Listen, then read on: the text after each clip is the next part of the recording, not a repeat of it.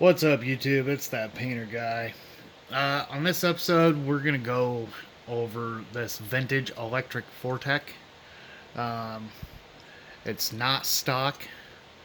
Um, this one has the optional Traxxas upper lower graphite carbon fiber chassis kit, along with, I don't know if this camera will focus in enough, but we also have the carbon fiber rear shock tower. It does have the Traxxas big bore shocks that came on the Nitro Pro model. To be honest, I'm not sure if they were available for the vintage electric Fortec or not. Being it came out the same year in 1998, it was obviously optional. This does have the aluminum pulleys on it, uh, the aluminum front and rear knuckles, but for the most part, it's a pretty decent platform. It wasn't, I would say, super competitive when you compare it to like the HPI RS4 or the even the associated TC3. Um, though those had a lot better handling. For a straight line, this wasn't bad. You don't really want to put a big brushless power system or power plant into this. The differentials aren't, super strong. So they're not bad though. I mean, for a collector, this is definitely something cool to have. And even more so if you're able to find the upgrades to, hop it up some. But for the most part, I figured I'd go ahead and share this with you guys while I'm going through my collection of Vortex. So um, I've never really showed a lot of people this stuff. I've just collected over, I don't know, a little over a decade, just a lot of random stuff. I really like the RC hobby. There's just so much that you could do in it. From, your, I guess for me, I've got 1/24th scale, but mostly 18th scale up to 1/5 scale is where I run. Which I haven't posted a whole lot on my channel, but I'll go through stuff as I start making more videos. But here's this. We'll move on to this one behind it. So what we have here is, as most of you can tell, it's also a Nitro Fortec. The difference is this is a 1998 original first generation Nitro Fortec. Um, this was before when this came out. This is the Pro model, which it came with, as you can see there, your graphite carbon fiber top plate, uh, which it included, these pieces right here. To be honest, I've got a new in the pack top plate kit. I don't recall if the rear shock tower was included with that or not. Um, I've got several of these, more hopped up than this, but this is going to be the start. So this model came with like your aluminum pulley shaft right there. Um, you could have had the optional aluminum pulleys on this as well, for the center and back here. I don't have them on this one.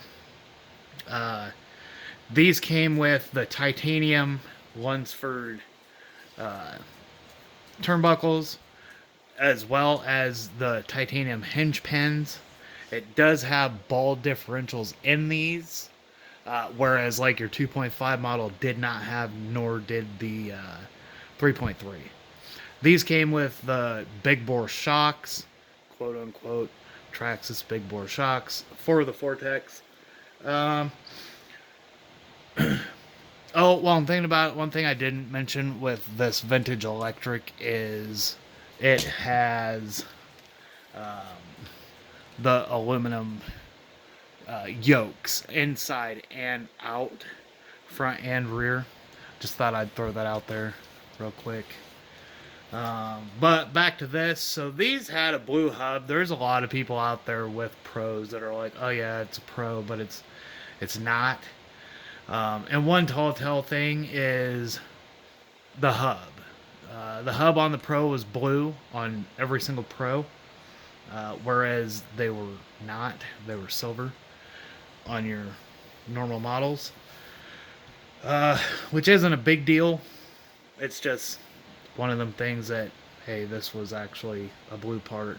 If you're gonna get in the market and try to find one of these, the Pro model is super super hard to come by. Like I said, it was made in 1998, first generation.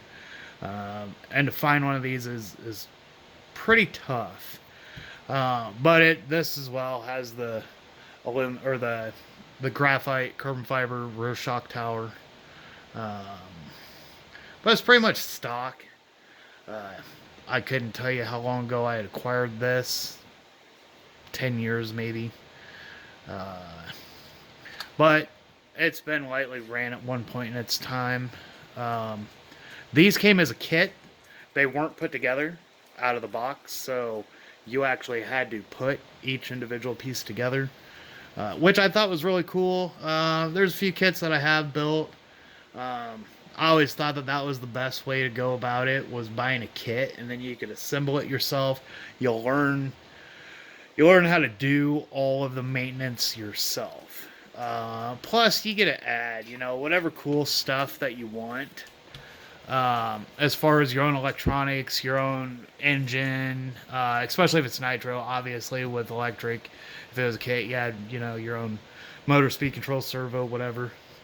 Uh, but these were super. I'm not gonna say super fast because obviously these back in its time was a Pro 15 Nitro engine, is what you could have got, or you could have went with like Pico, OFNA, OS, or the like.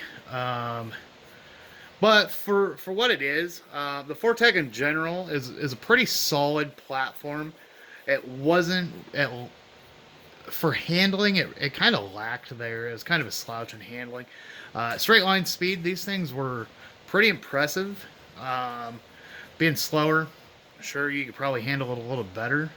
But like your counter would have been like the HPI RS4 or even the Team Associated Nitro TC3, which both of those platforms had super, super handling. And there's others out there, X-Ray, or you got Yokomo, and a few others, Schumacher. But the Nitro Fortec is, for me, it's a really cool car. It was actually one of the very first cars that I had ever bought brand new in the box.